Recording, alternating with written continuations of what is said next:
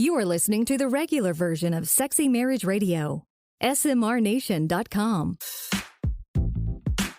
Welcome to the last show of the year. This is that time of year where we get to say, hey, see you next year.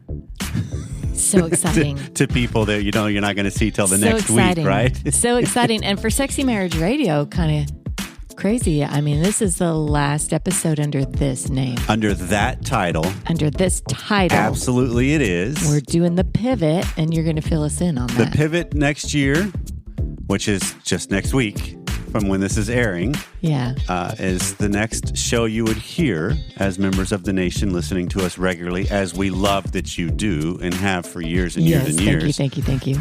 So after over 11 years and 600 plus episodes, we are pivoting to Passionately Married Podcast. Same show. Yep. Different title. Same bat time, same bat cave. Every Wednesdays. There will be some very cool things coming along in the weeks and months to come along with this pivot.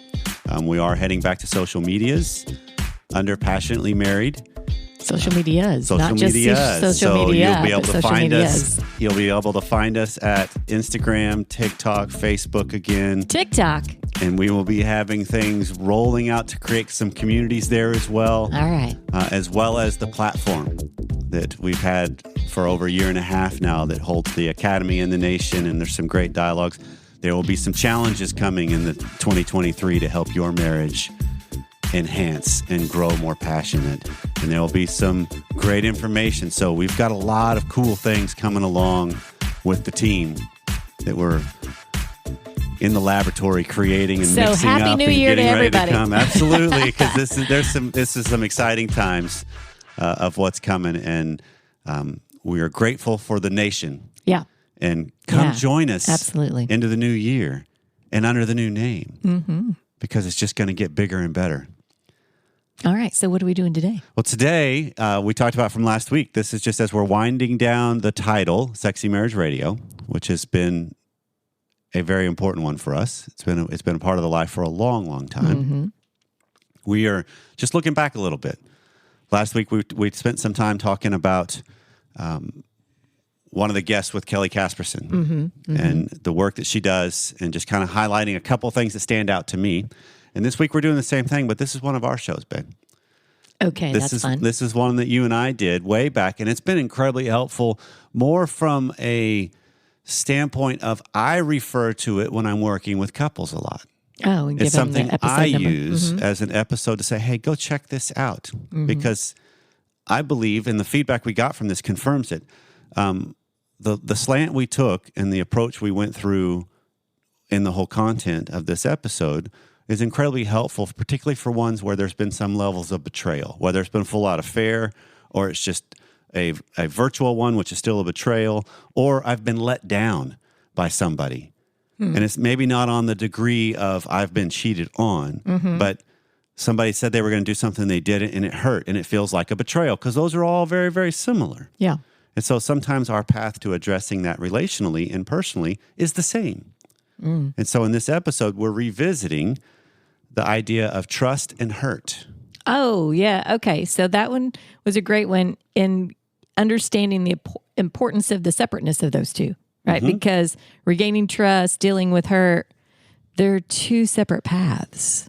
Correct. And we often think of those as the same path, but they're not. They're two separate paths. We can get confused thinking that, well, I'll deal with the hurt as we rebuild trust, or you need to rebuild trust by handling my hurt better. And that's not the best way to go, in my opinion. We have to separate them, because how I deal with each of those are different things. Yeah. In parallel and in conjunction with each other. I mean, this is where it gets kind of interesting. So today, because of the depth of the content, everybody gets the whole show. Wonderful. And also, as Happy part of New Sexy Year. Marriage Radio's last show under Sexy Marriage Radio, everybody gets the full show. And then come join us next year. Come join us. As Passionately And all Married you have to Podcast. do is just check your feed and it'll adjust. Just don't freak out when it doesn't say Sexy Marriage Radio and it says Passionately Married. Well, hopefully you're like, ooh. This is something exciting. new. It's novel. I like And novel. look at the picture of Let's this see where couple on the this goes. front. Oh, my goodness. That lady is hot. Well, all that's coming up on today's show. So we've had, as I mentioned in the open, Pam, we've had a lot of emails that have come in and voicemails that have come in where we're talking about, if you boil it all down, it really comes down to it's broken trust.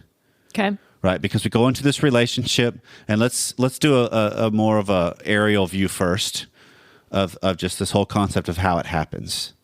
Right, not how does betrayal happen, but how does I think this is important on how we frame our show today. Okay.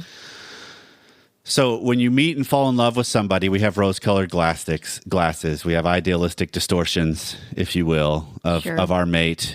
We couldn't foresee anything that would be egregious happening. Right. It's all going to be good every day. For the most part. They love me. I love them. Both sides are trustworthy and acting in trustworthy manners. And so as the relationship goes on, inevitably, there will be some varying degrees of broken trust. Because it could happen just by, I said I was going to pick up the milk, and I didn't stop and pick up the milk.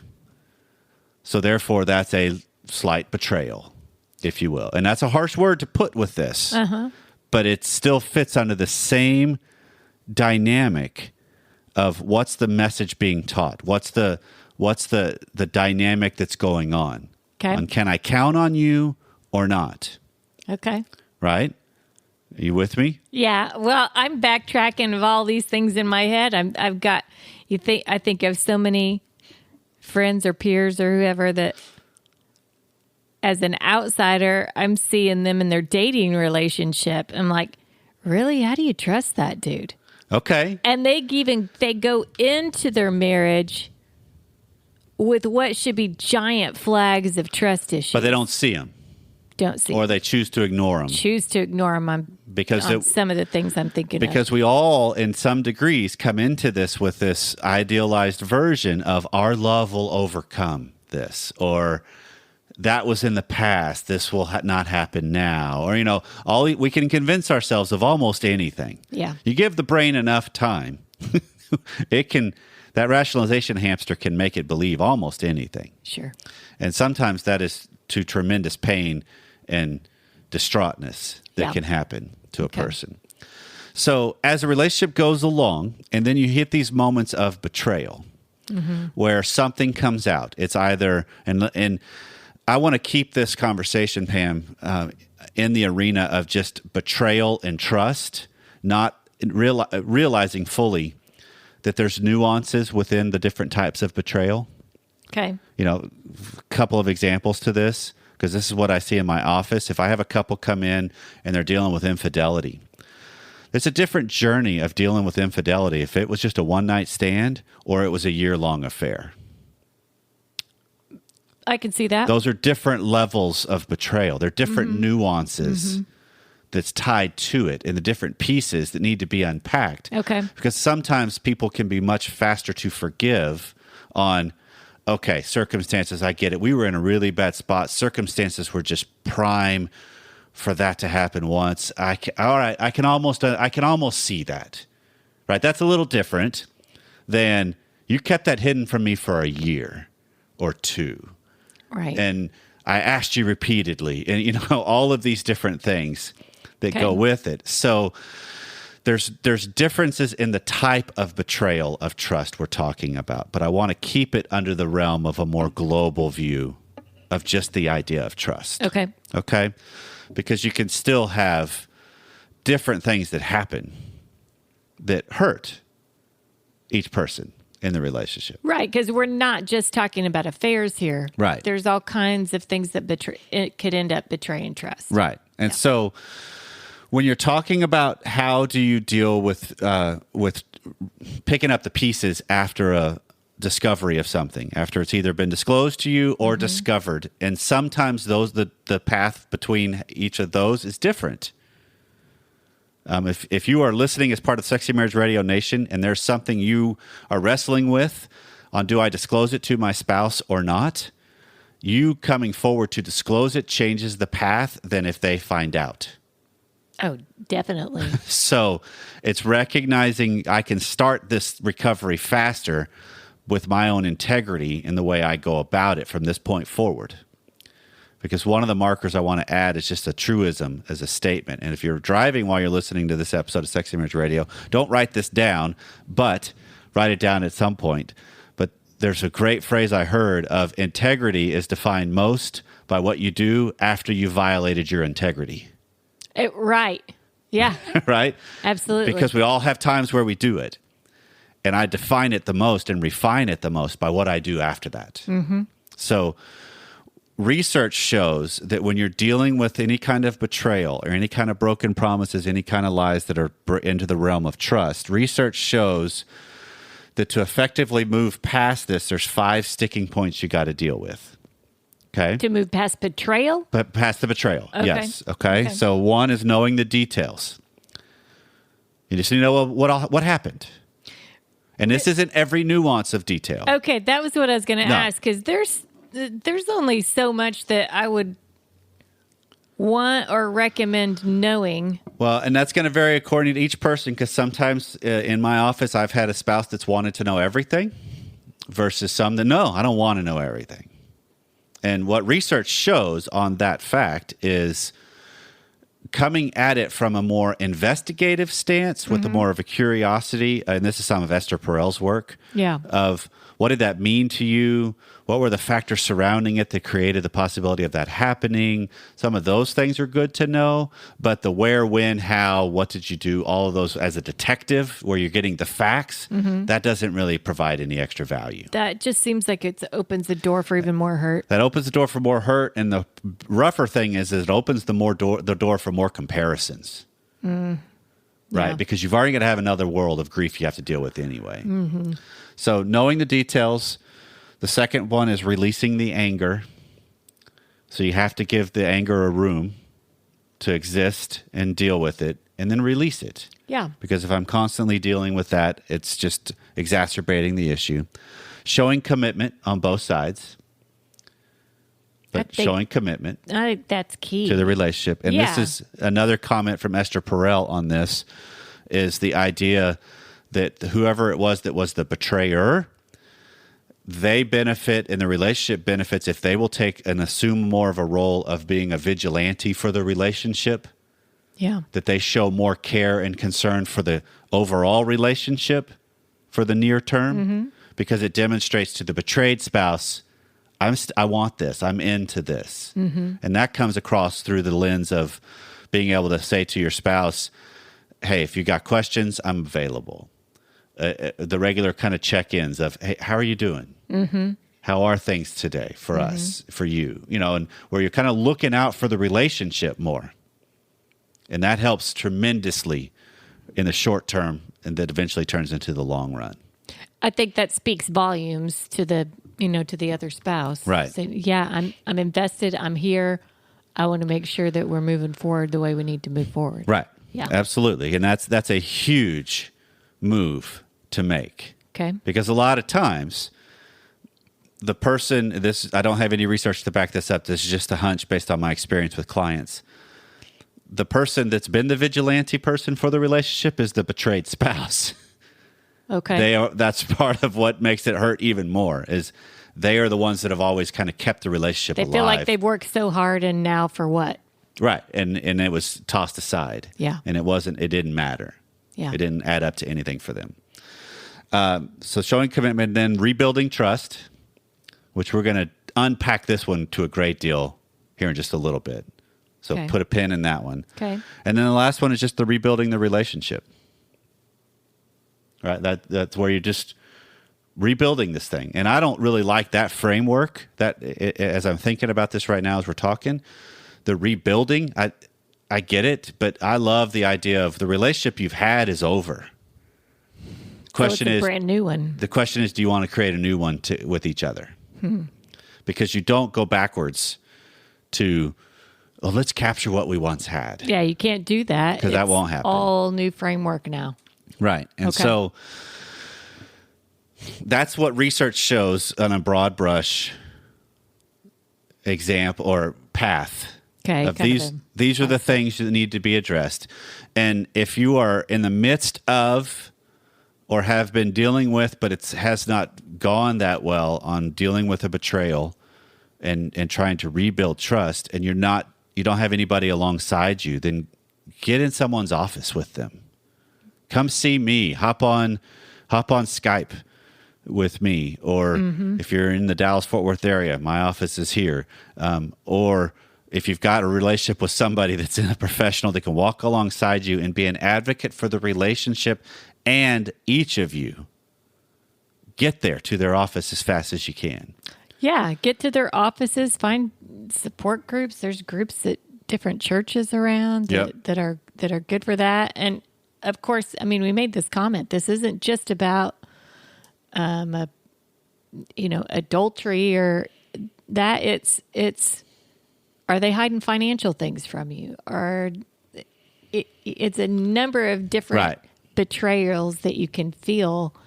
And maybe you just, at this point, haven't even pinpoint that that's what it is, but it is. Well, they all can be different paths that make up the larger stream of the journey forward, because they're all components that need to be addressed.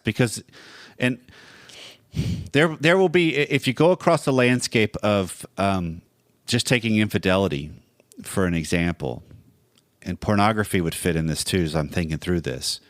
If you go across the landscape of what research would show, or what popular paths that have been proposed of how you deal with it show, with books and courses and different professionals that have put together things to try to help people, most people land in the arena of the betrayal is a symptom of something.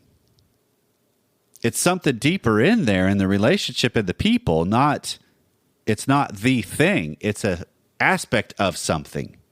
Right. So that's just a result of 10 other things that may have culminated over the course of years. Right. Well, that fits into the arena of every relationship is co-created. And so if there's whatever it is that's created any kind of a larger scale betrayal, the relationship was co-created to get it to that point. So you both play a part in it. A person choosing to step out of a relationship or lie or hide things, that's their choice. But the dynamic between the two of them is co-created or allowed, which is the co-creation. Are there common themes that you see that kind of build up over time that I know I'm thinking preventative in the first place. That's not really where you're wanting to go today. But are there common themes that you see with a lot of the couples that have that betrayal there? Yeah, if you put it, so most people are in. You could probably fit them into one of two categories. One is the larger 97% of the population, and the other is 3% of the population. So the 97% of the population, where there has been behaviors and things that have come along that have hurt. The co-creation that it makes that happen is you just start to get complacent about your relationship. You start to become more companionate as a relationship. You start to be more roommates. It's the prototypical. You sit on opposite ends of the couch and you're both on your phones, or you're watching separate shows, or you're just kind of going alongside each other. You're not really doing life with each other. Okay. And so your focus is turned towards kids or work or social media or Facebook or, something other than your spouse. And that sends a message. We talk about this on the History of Sexy Marriage Radio. Everything we do communicates something. Yeah. And so if your phone is more important than your spouse, that's communicating. That my phone and whatever else that is a portal to is more important than the person I'm in life with that I said I do to. Yeah. So most of that is an evolution that evolves to just a coexistence. And then we're starting to talk about character and integrity of people, to where you just kind of settle into life until one person finally could do something egregious. Right? Okay. And that's where, if you look at it and you're honest on both sides, you both recognize, yeah, I played a part in this too. I could see this happening. Right? If I look back on it, I need to own that part, because that's how you get preventative of, like, I don't need to take this for granted either. Yeah. Because the people that have gone through something like this and have recovered and rebuilt and actually built something to better and different, they see the value because they know what we're capable of. That's been my journey. Of I know what I'm capable of if I don't keep the important. I know I could let things slip and then integrity gets cloudy sometimes, and I don't want that.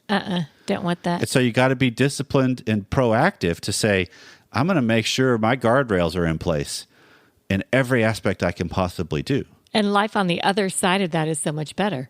Absolutely. So you start to recognize the path forward and what you can become. So then the other smaller section of the population, the 3%, Yes. this is your sociopaths and your narcissists.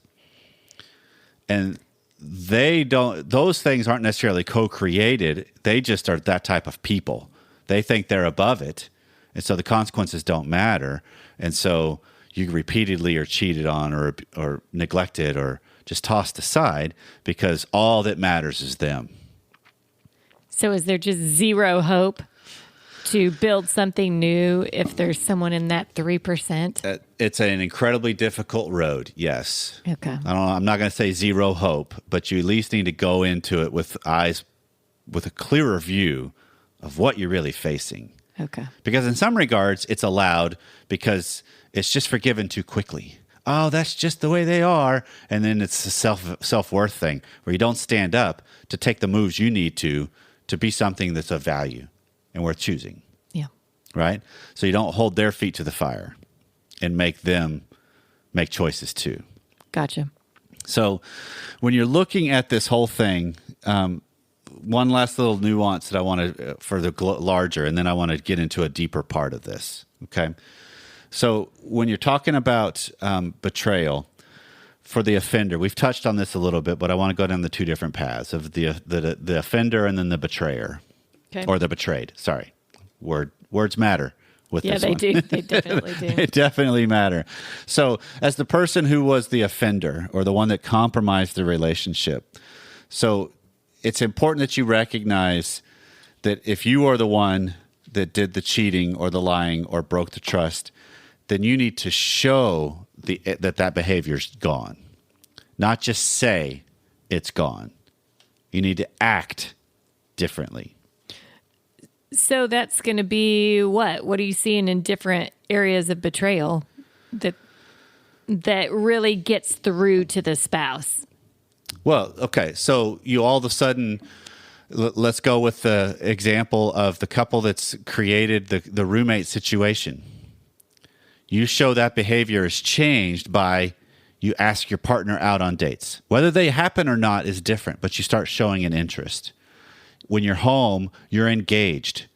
You put the phone away. I've had a couple of different husbands that have been on this path with me in my office over the last 2 years that I can think of, where the phone was a major source of tension. And my response to these guys when I keep hearing from their wives, here's what we keep fighting about on trying to rebuild trust. I'm still in this and I want it to be better, but man, that thing is still password protected and hidden, and it's just an appendage. And my response to him is, dude, if you say you want to be with your wife, take away her ammo. Be upfront about the stuff then, dude, because if you're hiding something, we got to talk. But if you're not hiding anything, why are you fighting over stupid stuff? Right. So just take away the ammo. And when they finally do that, it changes everything. When they're like, the phone's sitting out in the open, which that's a different stance for some people. I'm like, I could see it at any point. Okay. That all of a sudden takes away the lure of, I want to check.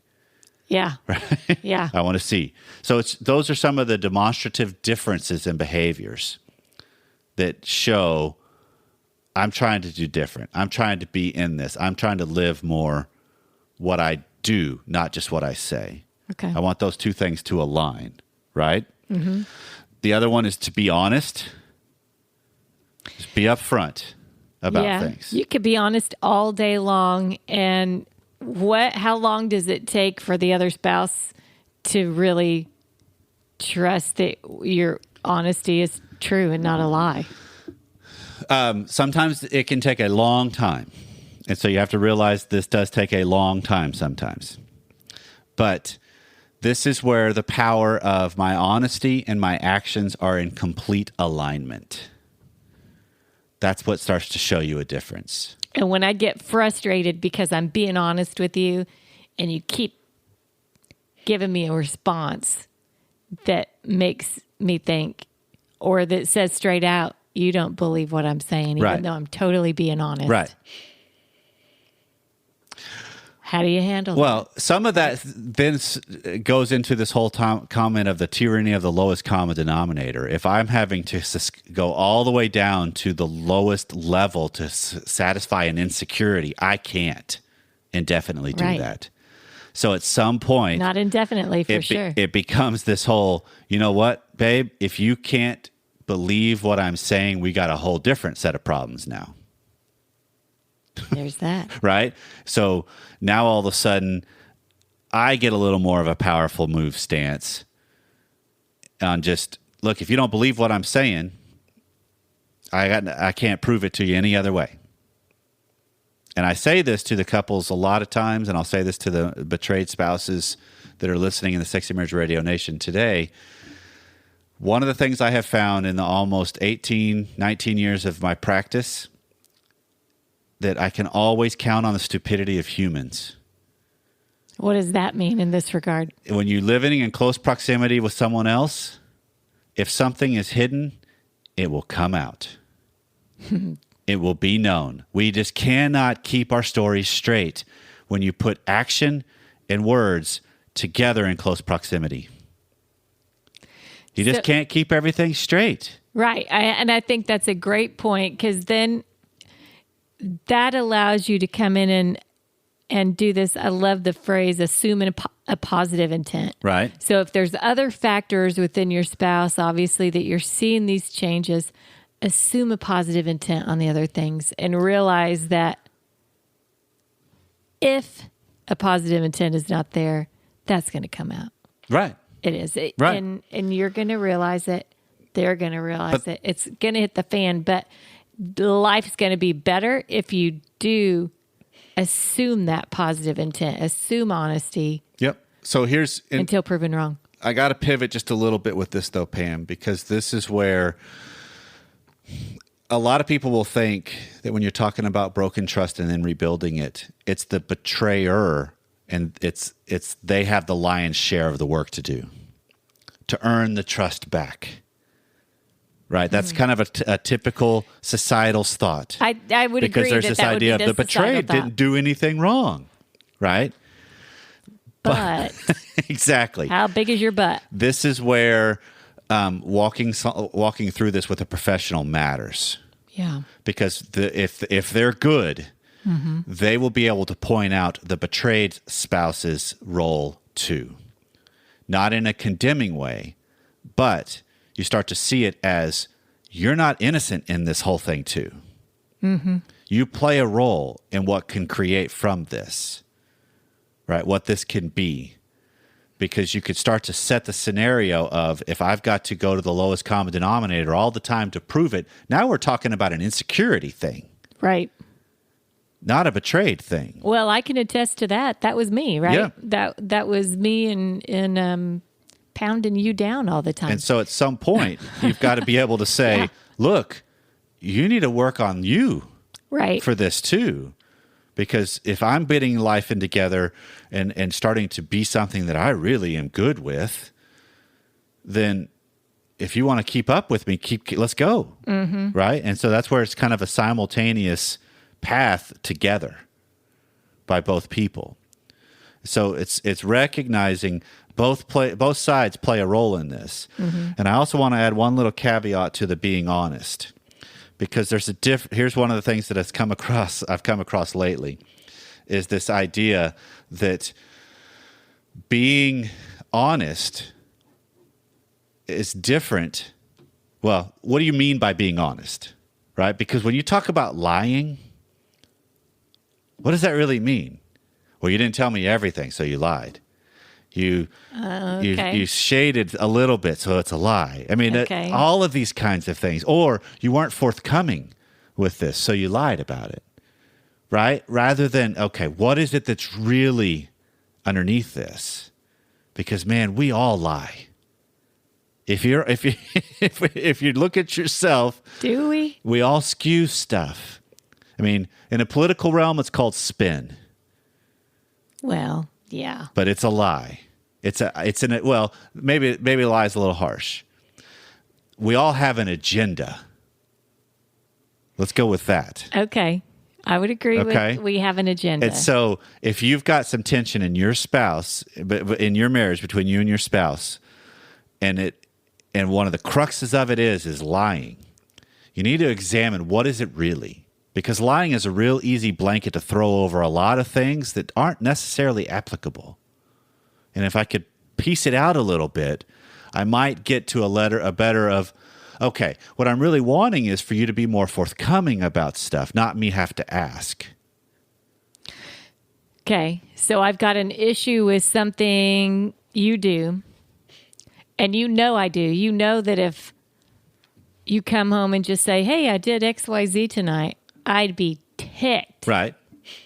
So you would want to avoid that. Right. So I probably So wouldn't be forthcoming about it. Is that what you're saying? Yeah. So when I say, hey, what'd you do tonight? Well, I filled the car up with gas. I did True. something else. True. Right. And I don't say that's it. I just say I did these two things, Mm-hmm. right? So it's a So- lie of omission. Is it a lie of omission?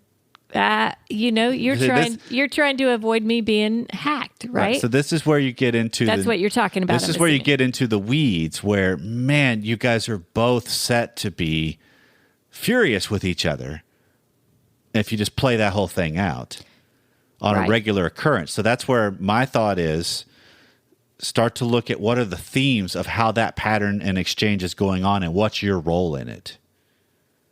Okay. Because that starts to change the dynamic to at least start to get, maybe you could find simple ways to be a little clearer about here's what's really going on. Here's what this is. And then because at the end of the day, the goal is, how am I living life honestly and in the open?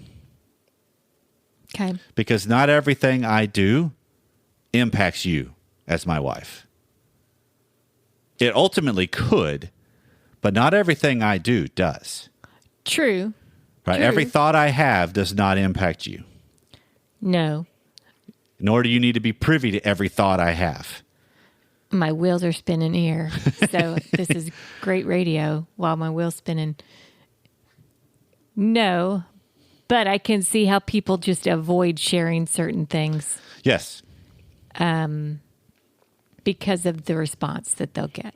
Well, And that's where the one spouse feels betrayed because they're not being told because of the everything. response they'll get, But if and they stink at responding. but even if they don't stink at responding, this can be convoluted and compounded because I don't want to cause the hurt, even though I've done something that causes the hurt. Right? This is where we start getting in our own way. Well, and that's where you So bring up much. hurt, right? So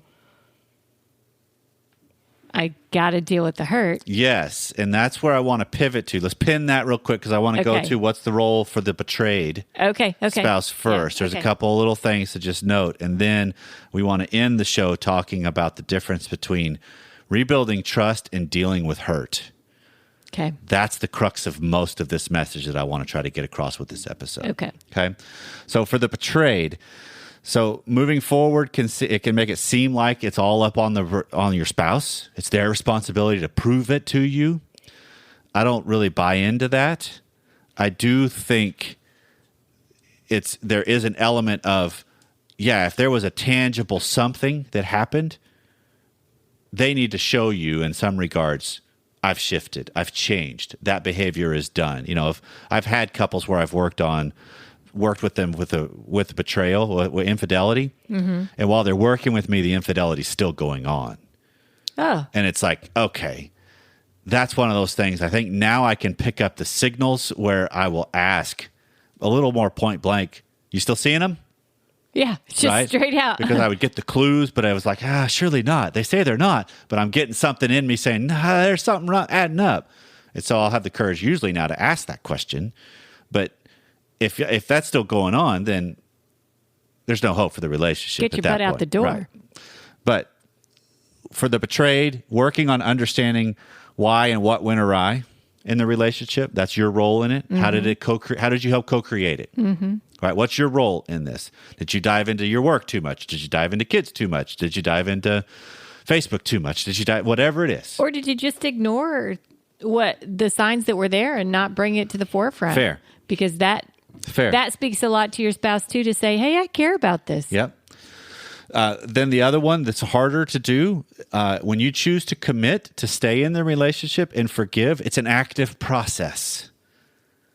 Forgiving is an active Yes, it process. is. Yeah. Right? Continually. You could say it, and now it's on you to show you're still in it. Yeah. You're in the relationship, not you're just 1 foot in. Or if you are just 1 foot in, say it. That might be enough for the spouse to say, I'm cool waiting for that other foot. This is worth it to me. Because there's no real clear, clean way to go through this. Each couple's different. But it is recognizing we each play a role in what's created next. And if we are together or not. Right. This is where I have my phrase when couples call me and ask about betrayal and infidelity, what are my stances? And I tell them, I don't have a vote on if you stay together or not. No therapist in my mind, no pastor in my mind gets the vote and say, absolutely, you have to at all costs. I am very pro-marriage. Hopefully that comes across from Sexy Marriage Radio in the almost 8 years of doing this show. But I tell them, I work to try to help two people be better people. What you choose is what you choose. Because I do not like it when I hear from clients that another therapist has said, yeah, you should have gotten a divorce. Or, yeah, you got to stay together at all costs. Or you got to, that's my values on them. And I don't want to do that. I value marriage, but I value marriage with two people wanting to be in it that value it itself too. Right. Right? So it's trying to see how does each person be better in their route. And then what you choose to do typically becomes a no-brainer when you start to see it. Yeah. Because the flip side to keeping something together a little bit longer is, one, the commitment that we made. Marriage still carries some weight in our society. Definitely. That there is an element of commitment to it. The kids in the story you've created together make it just, I can't just throw it out as easy. So I'm going to see this through a lot of times. And that keeps people in a little bit longer. And I'm all for that. Because that might be enough to turn the corner when now all of a sudden they start creating something they didn't even know they were able to do. Okay?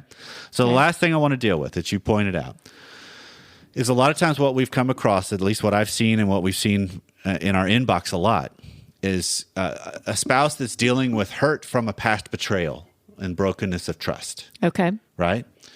And the actual discovery or disclosure of whatever it was that hurt was years ago. But they're still dealing with broken trust. Right? Okay. That's kind of the way they're still kind of in that It's taken years to... I'm betrayed stance. Okay. In my mind, and I did a quick little search and I didn't find anything really clean on this as far as research. Okay. But in my mind, there is a huge difference between breaking trust and dealing with the hurt from the broken trust. A big difference between breaking trust? Well, or dealing with broken trust. Okay. Thank you. Okay. That we have to separate trust from the hurt.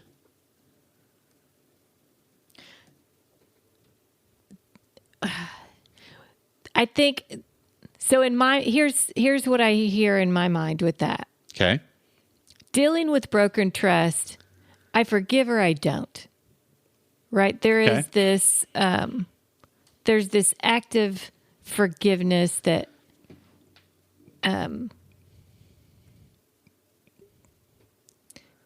is a very spiritual side of things, right? And Yeah. but I can be forgiven or I can forgive. That doesn't mean I forget and that hurt is still there. Right. Right.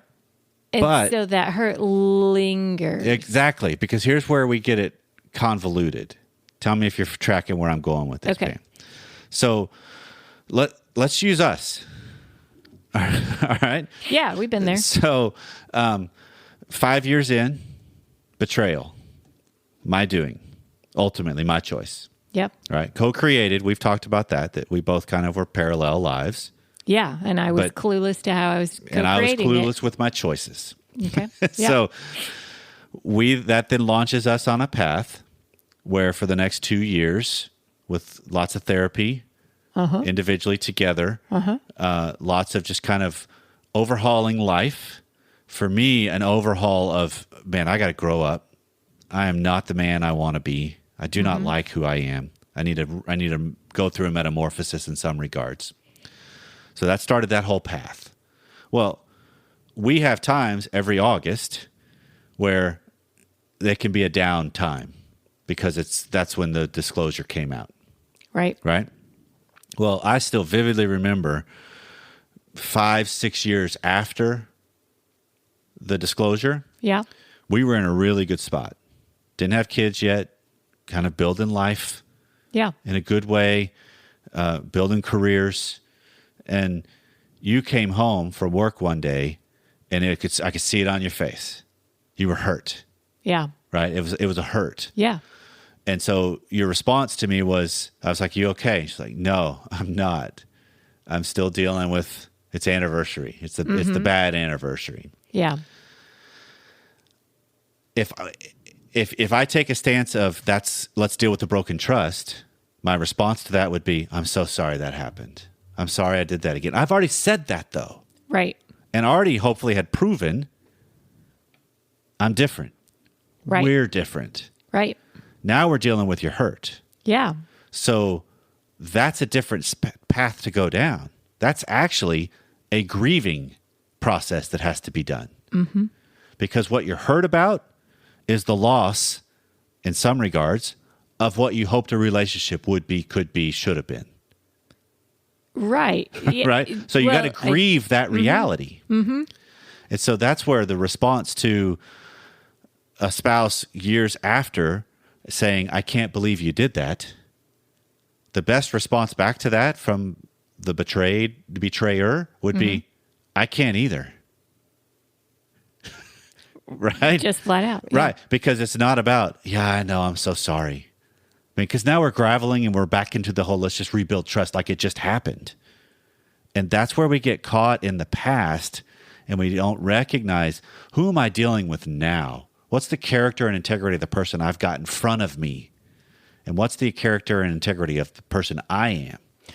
Right. And how do I honor room for the hurt that's going to come along with it? Because that is a part of the healing process. Well, and I think that when I think about that day walking in, and it was each August kind of lightened up, right? Yep. Over time, Yep. time heals, time helps, and I think about the those grieving times. It's not just about what happened years prior. It's also about when that scarcity model gets in my head. Okay. Right? It's that, am I going to continue to be the good person that I need to be to not create a negative sense at home? Okay. Like I had done in those early years. Can I be the person I need to be the rest of my life? Right. Am I diving back into something? Okay. And so I think that a lot of that pulls in. It's hurt over spouse doing something, and there was a distrust there, but there's also this hurt of a realization of, wow, I wasn't the person I wanted to be either. Okay. That's true. And I mean, I think that it's just recognizing when I'm dealing with hurt from the result of anything that happens in life, that's an entirely different path than you need to make this up to me. That's a huge point. You to need make. to earn this back with me. If that hasn't already been done, you can't really deal with the hurt then. No, I think that's a huge point to make, though. I think it's a big thing for the person who betrayed Yep. to understand, too, that these things could pop back up. Yep. And you may be standing on your own 2 feet and being really strong in where you are today. And got to have some leniency for that hurt to have to be dealt with again. Right. And add to this, Pam, this is where it gets even more convoluted, and we don't think of this as a justifiable dynamic too. The betrayer has hurt they have to deal with too. Right? They've broken character. They've broken self. And if they're constantly crucified while at the same time trying to crucify themselves, that's a tremendous amount of extra pain. Mm-hmm. And so there is simultaneous, you're not the only one that lost something going on here. Right. Right? That it might have been a different, as far as the loss of a relationship, ideal, but at the same time, there's a, how could I have done that? Yeah. Well, I cannot believe I'm capable of that. Yeah. Right. And that's where I want to flip it with the people that have stepped out on anything. And this is with any situation. Okay. Right. That we can take our worst, and I think we can use that for our best when we recognize, I know what I'm capable of. Definitely. Good and bad. So how do I use that knowledge for, it's like that whole, how do I use that superpower for good? Right. Not evil. Right. So how do I use that for my benefit and those around me? Because that's what starts to create this power and this life that allows simultaneous existences. Mm-hmm. Because that's what we need in marriage, is we need the room for both spouses to deal with their side. Mm-hmm. And have the honor and respect to go the routes they need to seek help, to whatever, to not always do it well, but to not think, okay, hold on, this is if you think about this like a graph, like a little table that, you gain a little ground, so you're going up. It's like the stock market. You gain a little ground, so it's increasing. And then you're going to lose a little bit of ground, relationally or individually or both. Then you're going to gain a little bit more, and then you're going to lose a little bit. I mean, that's that proverbial 3 steps forward, 1 or 2 steps back. That's what happens. But over the long haul, usually speaking, it's an upward trend still. And we just need to make sure we recognize that when you're dealing with this kind of hurt and you're dealing with this kind of pain to rebuilding trust, you have to see it as it is a process. Right? Just when things go bad, that doesn't mean you're back to where you were. We just don't do that as humans. We get better. Yeah, we do get better. That's why I love your stock market example, because you know what? There does not have to be a recession or a depression with this, right? This just can keep on going up and being better all the time. But they still will have times where it is in a depressed state or a repressed state that you've got to honor that. That's where the whole point is, you know what? I'm just hurt. So if you give yourself room to grieve through that and honor that hurt, you are more likely to come out the other side faster than when you take the stance of, I've got a real watchful eye on you and you need to earn it back. Well, when it goes down a little bit, isn't that when you start investing more, right? That's you just put more put more into it, baby, and then it's just going to go through Stocked tips from Pam. Well done. Buy low. There you go. But I hope that makes a difference, because to me, it's a huge path that impacts every couple in some way, shape, or form. Yeah. Right? Yeah, I can't imagine a couple out there that doesn't have some bit of a trust issue at some point in their relationship. And so to end this whole episode, I want to land again on the idea of recognizing there's a difference between dealing with trust and dealing with hurt. Because those are two dramatically different paths towards healing. Mm-hmm.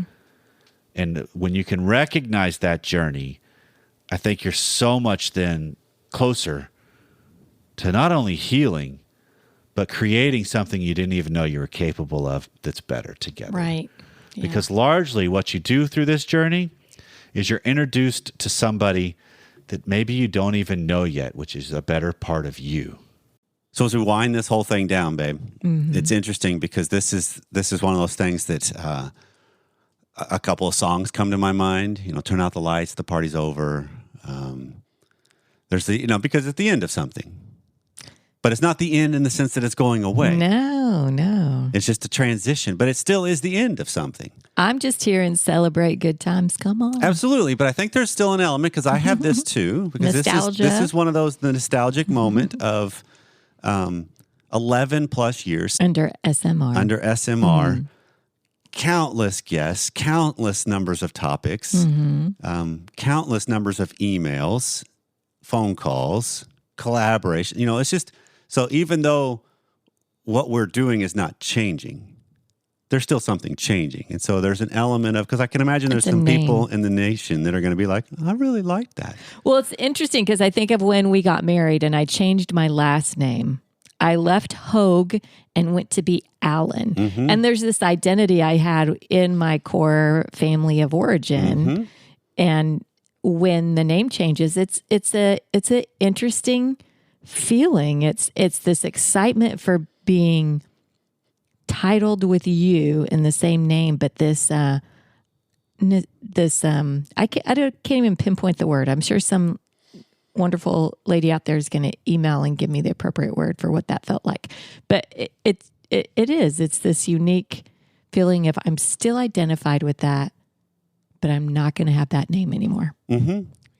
Yeah, and that's one of those things that's a transition of life. That's a growing up of life element, right? That's I'm giving up a part of myself, but I'm also gaining something. And I think that's what this all is about. Yeah. And that's the hope that we have. And we want people to come join us, because as we transition into 2023, we will be doing some of the 3 words that we've talked about every new year anyway, because I think that's a great way. We love the concept of framing life and goals under the 3 words. So we'll talk about that next week some.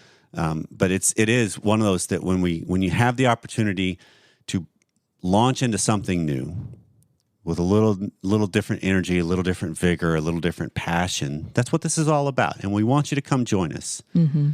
Because this has been quite the ride, but it's not over. We got a lot of cool things that we're adding to the car. And decades and decades to go. Absolutely. So as we've ended up every show, we often will say, if you like the show, help us out by rating and reviewing the show. And I'm going to kind of double down on that. Double down. Because helping rate and review the show will help us also spread the word about what's coming. That's right. And come join us on those new beginnings of same show, different title, but a different energy and a lot of new additions coming along the way in the months to come. Like we mentioned before, we'll be on Instagram, TikTok. Pam's going to be putting all kinds of TikTok stuff out there. Right. She didn't even know that until I just told her right now. Yeah, thanks. On Tic-Tac, you mean? Is that the commercial? That is the commercial. Well, the greatest compliment you can give us is to share the show with those that you care about. And then I'm going to add a little addendum to this. You can stay with us along the way of this transition and check it out and add your voice to the conversation. Because as we are all involved in the shifts of the new year, we all just get a chance to be better. Yeah. So it's been quite the ride, and here's to a whole lot more coming in 2023. Thanks for listening, and we'll see you next time.